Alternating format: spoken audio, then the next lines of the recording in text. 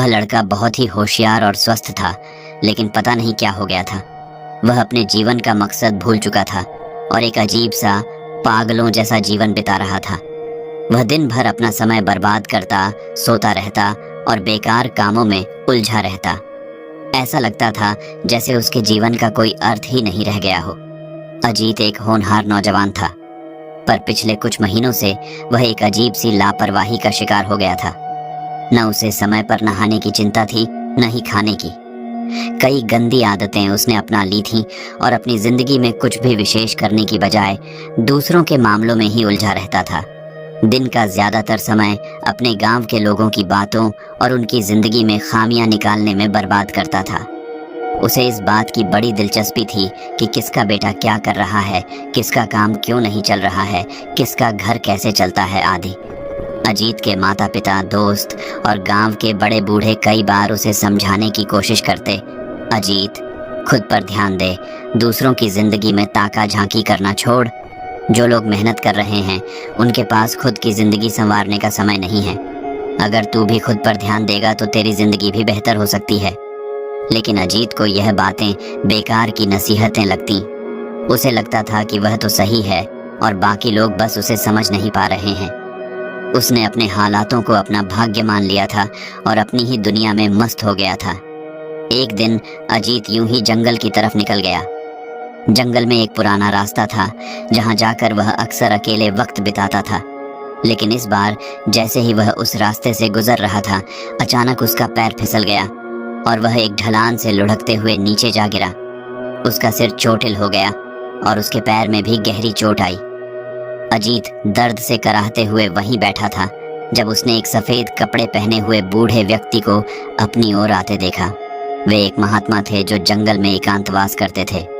महात्मा ने उसकी हालत देखी और उसे सहारा देकर उठाया। उन्होंने बड़े ही प्यार से उसकी चोट को देखा और कहा, बेटा, यह चोट तुम्हें कुछ सिखाने के लिए है। क्या तुम जानना चाहोगे? अजीत ने बड़ी कठिनाई से सिर हिलाया।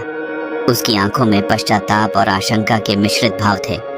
महात्मा ने मुस्कुराते हुए उसे वहां पास के एक चबूतरे पर बैठाया और बोले, तुम्हारी जिंदगी में क्या चल रहा है यह समझने के लिए मैं तुम्हारी हालत देखकर ही बहुत कुछ समझ सकता हूँ। लेकिन मैं चाहता हूँ कि तुम खुद बताओ, क्या तुम सच में अपने जीवन से खुश हो?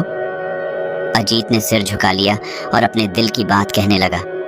उसने अपनी आदतें, अपनी लापरवाही, दूसरों की जिंदगी में बढ़ती दिलचस्पी और अपने अंदर की बेचैनी सब कुछ बताया। महात्मा ने बड़ी गंभीरता से उसकी बातें सुनी। फिर उन्होंने कहा, बेटा, इस जंगल में आने का तुम्हारा मकसद आज पूरा हो गया है। तुम्हें जो चाहिए था वह आज मैं तुम्हें दे सकता हूँ, पर याद रखना, असली बदलाव तब आएगा जब तुम खुद पर ध्यान देना शुरू करोगे। महात्मा ने अजीत को जमीन पर पड़ी एक सूखी लकड़ी उठाकर दी, जिसका बाहरी हिस्सा थोड़ा सड़ा हुआ और उबड़ खाबड़ था। लकड़ी पर धूल और गंदगी जमी थी और उसकी छाल झड़ रही थी। महात्मा ने लकड़ी को अजीत के हाथ में रखते हुए कहा, देखो बेटा, यह लकड़ी यूं ही जंगल में पड़ी रही तो इसे न कोई काम आएगा, न इसे कोई महत्व देगा। इसका इस्तेमाल करने वाला कोई नहीं होगा, क्योंकि यह अभी किसी के काम की नहीं है। अजीत ने हैरानी से उस लकड़ी को देखा जो बिल्कुल साधारण और फालतू लग रही थी। उसने सोचा कि आखिर महात्मा उसे यह लकड़ी क्यों दिखा रहे हैं और इसका उसकी जिंदगी से क्या संबंध हो सकता है। महात्मा ने उसकी उलझन को समझते हुए आगे कहा, अगर इस लकड़ी को तराशा जाए तो इसे नुकीला और मजबूत बनाया जा सकता है। अगर इसे सही तरीके से गढ़ा जाए तो यह तीर बन सकती है जिससे शिकार किया जा सकता है, या इसे एक ऐसा औजार बनाया जा सकता है जो लोगों के काम आए। महात्मा ने उस लकड़ी के टुकड़े पर अपनी उंगलियों से घुमाते हुए समझाया, यह लकड़ी अभी सिर्फ एक जंगली टुकड़ा है। इसे देखकर कोई भी इसे फेंक सकता है, क्योंकि यह बेमतलब, बेकार और बिना किसी आकार की है। लेकिन जब इसे कोई कारीगर अपने हाथों से तराशता है तो यह एक नई पहचान पाती है। इसके उबड़ खाबड़ किनारों को काटकर उसे नुकीला और सटीक आकार देने के बाद यह किसी भी चीज को चीरने या काटने में सक्षम हो जाती है। तब यह केवल एक बेकार लकड़ी का टुकड़ा नहीं रह जाती, बल्कि एक उपयोगी औजार बन जाती है जिसे लोग संजीदगी से लेते हैं। अजीत इस बात को ध्यान से सुन रहा था और अब उसे धीरे धीरे समझ में आने लगा कि महात्मा उसकी जिंदगी की तुलना इस लकड़ी से क्यों कर रहे थे। महात्मा ने देखा कि अजीत के चेहरे पर अब गंभीरता के भाव आ रहे हैं। फिर उन्होंने अपनी बात को और गहराई से समझाने के लिए कहा, ठीक इसी तरह तुम्हारी जिंदगी भी इस बेढंगी लकड़ी की तरह है। तुम में काबिलियत है, तुम्हारे पास बुद्धि है, तुम मजबूत हो, लेकिन सिर्फ बाहरी तौर पर तुम्हारा जीवन अधूरा और असंवरा हुआ है। तुम खुद पर ध्यान नहीं देते, न ही अपने समय और सामर्थ्य को सही दिशा में लगाते हो। इसलिए जैसे यह लकड़ी बेकार पड़ी थी, वैसे ही तुम्हारी जिंदगी भी बेमकसद हो गई है। महात्मा की बातों का असर अजीत पर गहरा पड़ने लगा। उसे महसूस हुआ कि जैसे यह लकड़ी बिना आकार के सिर्फ एक जंगल का हिस्सा बनी रहती है, वैसे ही उसकी जिंदगी भी बिना किसी दिशा के बह रही थी। उसने अपनी क्षमताओं का कभी सही इस्तेमाल नहीं किया था और ना ही खुद को संवारने में कोई मेहनत की थी। उसका समय दूसरों की बातों में उलझने में ही गुजरता रहा और अपनी ताकत का एहसास उसे कभी हुआ ही नहीं। महात्मा ने अपनी बात को समझाने के लिए फिर से उदाहरण दिया। सोचो, अगर एक साधारण सा लोहे का टुकड़ा किसी जगह यूं ही पड़ा रहे तो उसका क्या होगा? वह लोहे का टुकड़ा सिर्फ एक साधारण धातु होगा जिसे शायद जंग लग जाए, जो धीरे धीरे सड़ने लगे और जो किसी के काम ना आ सके। लेकिन अगर उस लोहे को गर्म करके, पीट कर और धार देकर उसे तलवार की शक्ल दे दी जाए तो वही साधारण सा लोहे का टुकड़ा एक धारदार हथियार बन सकता है। वह न केवल किसी के हाथों में सुरक्षा का प्रतीक बन सकता है, बल्कि उससे बड़ी बड़ी चीजें भी काटी जा सकती हैं। उसकी धार का सम्मान होगा, उसका महत्व होगा। महात्मा की बातों से अजीत को यह बात समझ में आने लगी थी कि उसे भी अपनी जिंदगी को एक उद्देश्य और एक दिशा देने की जरूरत थी। उसे खुद पर ध्यान देना था, खुद को तराशना था, ताकि वह एक ऐसी हस्ती बन सके जिसे लोग महत्व दें और जिससे किसी का जीवन बेहतर हो सके। महात्मा ने कहा, तुम्हारी जिंदगी में भी एक आकार, एक दिशा चाहिए। बिना उद्देश्य के जीते रहने से तुम एक ऐसे इंसान बन जाओगे जिसे कोई याद नहीं करेगा, क्योंकि उसने अपनी क्षमताओं का सही उपयोग नहीं किया। फिर महात्मा ने अजीत की ओर देखकर गंभीरता से कहा, तुम्हारी जिंदगी तब तक बेकार है जब तक तुम इसे आकार नहीं देते, इसे सही दिशा में ढालते नहीं। तुम्हें खुद को एक मजबूत इंसान बनाना होगा जिसके पास ज्ञान हो, धैर्य हो और उद्देश्य हो। अपने भीतर की कमियों को पहचान कर, अपनी आदतों को सुधार कर तुम भी खुद को गढ़ सकते हो। और जब तुम खुद पर ध्यान दोगे, खुद को बेहतर बनाने की कोशिश करोगे, तो तुम एक साधारण इंसान से एक ऐसे इंसान बन सकते हो जो समाज में अपनी जगह बना सके। अजीत के लिए महात्मा की यह बातें जीवन का एक नया दृष्टिकोण लेकर आईं। वह समझ गया कि जैसे लकड़ी और लोहा तराशे बिना किसी काम के नहीं, वैसे ही खुद पर मेहनत और ध्यान दिए बिना वह भी कुछ नहीं कर पाएगा। उसने ठान लिया कि वह अब दूसरों की जिंदगी से दूर रहकर खुद पर ध्यान देगा, अपने अंदर की खूबियों को पहचान कर उन्हें निखारने की कोशिश करेगा।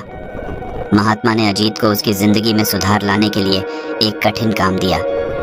यह काम दिखने में आसान था, लेकिन इसके लिए एकाग्रता और संपूर्ण ध्यान की आवश्यकता थी। महात्मा ने अजीत को एक खास लकड़ी का टुकड़ा दिया और उसे आदेश दिया कि वह इसे महीन और सुडौल आकार में तराशे। साथ ही महात्मा ने उसे समय की पाबंदी भी दी और कहा कि वह इस काम को पूरी मेहनत और समर्पण के साथ करे। अजीत ने उत्साह से काम शुरू किया, लेकिन कुछ ही समय बाद उसका मन इधर उधर भटकने लगा। कभी वह सोचता कि गांव के लोग क्या कर रहे होंगे, कभी उसे अपने दोस्तों की बातें याद आती, तो कभी वह आसपास की आवाज़ों की ओर ध्यान देने लगता। उसकी एकाग्रता भंग हो गई और उसका मन हर ओर दौड़ने लगा। वह काम तो करता रहा, लेकिन उसका ध्यान पूरी तरह से काम पर नहीं था। वह लकड़ी को सही ढंग से तराशने की कोशिश करता, पर ध्यान भटकने की वजह से उसका हाथ फिसल जाता और काम बिगड़ने लगता। आखिरकार लकड़ी का टुकड़ा सुडौल होने के बजाय असमान आकार का रह गया। अगले दिन जब महात्मा आए और उन्होंने अजीत का काम देखा तो वे नाराज हो गए। उन्होंने कड़ी आवाज में कहा, अजीत, यह क्या किया तुमने? तुमसे एक साधारण सा काम नहीं हो सका। जब मैंने तुम्हें यह काम दिया था तो कहा था कि इसे पूरे मन से करना, पर तुमने इसमें दिलचस्पी ही नहीं दिखाई। तुम्हारा मन इस काम में नहीं था और इसका नतीजा यह हुआ कि तुमने इसे अधूरा और बेमतलब बना दिया। महात्मा की डांट से अजीत को झटका लगा। उसने धीरे से कहा, महात्मा जी, मैंने कोशिश की थी, लेकिन मेरा ध्यान बार बार भटक जाता था। मैं काम को पूरा करने की कोशिश कर रहा था, पर मेरा मन कहीं और लगा रहता था। महात्मा ने गहरी सांस ली और गंभीरता से कहा, यही तो तुम्हारी समस्या है अजीत। तुम्हारे पास शक्ति है, तुम काम कर सकते हो, लेकिन तुम उसे पूरी एकाग्रता के साथ नहीं करते। अगर तुम्हारा मन उस काम में नहीं होगा तो तुम उसे अच्छे से पूरा नहीं कर पाओगे। जीवन में कोई भी काम हो, अगर तुम उसे आधे अधूरे मन से करोगे तो नतीजा भी अधूरा ही मिलेगा। महात्मा ने आगे समझाते हुए कहा, जब तुम किसी काम में अपने मन को पूरी तरह से नहीं लगाते तो तुम्हारी ऊर्जा बिखर जाती है, ध्यान बंटा हुआ रहता है और इस वजह से तुम अपने काम को कुशलता से नहीं कर पाते। अगर तुम्हारा ध्यान काम पर न होकर दूसरी चीजों में लगा रहेगा तो तुम कितनी भी कोशिश कर लो, उस काम में सफलता नहीं पा सकोगे। चाहे काम छोटा हो या बड़ा, उसे पूरा करने के लिए पूरा ध्यान और एकाग्रता चाहिए। अगर तुम किसी काम में अपना मन नहीं लगाते तो उस काम का कोई अर्थ नहीं रह जाता। महात्मा ने लकड़ी का टुकड़ा उठाया और उसे अजीत को दिखाते हुए कहा, देखो, यह काम भी तुम्हारी जिंदगी की तरह ही अधूरा और बेमकसद लग रहा है। तुम्हारे ध्यान की कमी ने इसे असमाप्त और बेढंगा बना दिया। यदि तुम इसी तरह अपने जीवन के हर काम में अधूरापन लाओगे तो तुम्हारा जीवन भी इसी लकड़ी के टुकड़े जैसा बेकार और बेढंगा बन जाएगा। महात्मा की बातों का असर गहरा पड़ा। अजीत ने महसूस किया कि उसके हर असफल प्रयास की वजह उसकी ही लापरवाही और ध्यान की कमी थी। उसे यह समझ में आ गया कि किसी भी कार्य को सफलता से पूरा करने के लिए उसमें मन और ध्यान का होना बहुत ज़रूरी है। वह खुद को समझाने लगा कि अब वह हर काम में पूरी तन्मयता से जुटेगा ताकि उसका हर प्रयास संपूर्ण और सार्थक हो। महात्मा ने अंत में कहा, याद रखो, जब तक तुम अपने काम पर ध्यान नहीं दोगे तब तक वह काम तुम्हारी उम्मीद के मुताबिक नहीं होगा। काम को सफलता से पूरा करने के लिए खुद को उसी काम में समर्पित करना पड़ता है। तुम्हारा ध्यान जिस ओर होता है वही चीज तुम पूरी तरह हासिल कर सकते हो। इसलिए अगर तुम कामयाब होना चाहते हो तो मन को एकाग्र करो और अपने काम को ही प्राथमिकता दो। महात्मा की सख्त फटकार और गहरी बातें सुनकर अजीत ने अपने जीवन में पहली बार काम और एकाग्रता के असली महत्व को समझा। उसने ठान लिया कि अब वह अपने जीवन के हर कार्य में पूरा ध्यान और समर्पण लगाएगा ताकि उसका जीवन भी सुडौल और सार्थक बन सके, जैसे कि वह लकड़ी का टुकड़ा बन सकता था। महात्मा की ये बातें सुनकर अजीत की आंखें खुल गईं। उसने अपने जीवन में बदलाव लाने की ठानी। धीरे धीरे उसने अपनी आदतें सुधार लीं। वह अनुशासन के साथ अपने काम करने लगा, समय का पालन करने लगा और हर रोज आत्मनिरीक्षण करने लगा। उसकी सोच में बदलाव आने लगा और उसने खुद पर ध्यान देना शुरू कर दिया। कुछ ही महीनों में उसकी मेहनत रंग लाई। अब लोग उसकी तारीफ करने लगे, उसके परिश्रम और अनुशासन की मिसाल देने लगे। अजीत ने खुद को उस सूखी लकड़ी की तरह महसूस किया जिसे तराशा जा चुका था। उसकी जिंदगी अब उस लोहे की तरह मजबूत हो गई थी जो किसी भी मुश्किल को काट सकती थी। इस प्रकार अजीत ने महात्मा की सीखों पर अमल करके अपनी जिंदगी को एक नई दिशा दी और खुद पर ध्यान देकर अपनी असल पहचान बनाई।